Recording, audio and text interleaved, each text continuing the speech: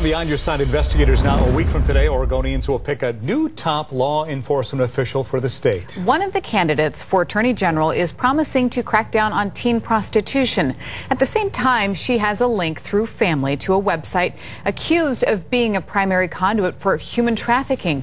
On Your Side, investigator Dan Tilkin has been researching this for more than a month. And Dan, your sources in law enforcement question whether she's saying one thing and ignoring another. Right, we're talking about Ellen Rosenblum, seen right here in a campaign ad for Attorney General. She's married to the owner of this newspaper, Willamette Week. Willamette Week's online classifieds are run by Backpage.com. Now, we want to be clear, Willamette Week itself does not post sex ads, but nationally, Backpage is accused of dealing in teen prostitution.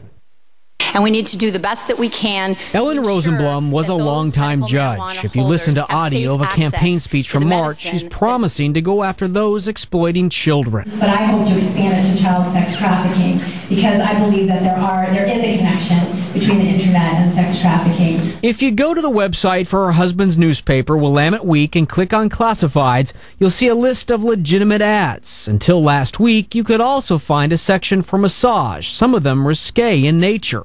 The classifieds are run by Backpage.com. The current Oregon and Washington attorneys general are among 44 who signed on to this national letter to Backpage last summer, saying the site is a hub for teen prostitution and needs to change. In a recent interview, Portland police told us their frustrations with Backpage. I've seen them as young as 14 years of age who are posted on Backpage.com claiming to be 19. And to my surprise, the Attorney General's office isn't involved at all right now in sex trafficking. That's going to change under my watch. I'm going to be working very closely with all of the agencies that are involved to make sure that we eradicate sex trafficking in this state. It's outrageous, and I'm not going to tolerate it. We wanted to interview Ellen Rosenblum, but her campaign said no. We also wanted to interview her husband, Richard Meeker. He also declined. But he did tell us.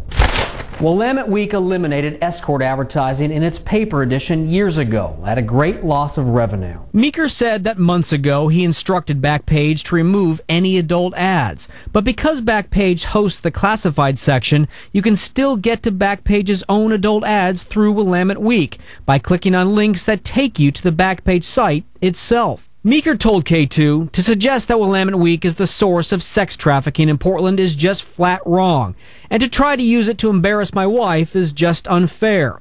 Anyone with any computer sophistication knows there are hundreds of ways to get to adult activity in Portland, and none of them involves Willamette Week. Late this afternoon, Rosenblum sent us this statement. I can't comment on the business of the Willamette Week. Richard Meeker and the Willamette Week will have no influence over the office of Attorney General, just as I have no influence over the Willamette Week and its business. I am committed, as always, to following the letter of the law and standing up for and fighting for the people of Oregon. Rosenblum's husband says his classifieds get less than 100 clicks a month, maybe as low as 10. Backpage has promised law enforcement it's cracking down on ads for teen prostitution, but Portland police told us they are not seeing it. And Dan, once again, you did try to interview Ellen Rosenblum about this. Right, this is the second time I've done a story recently questioning some of her campaign promises, and this is the second time that we've asked for an interview, and they have said no. Right, Dan, thank you.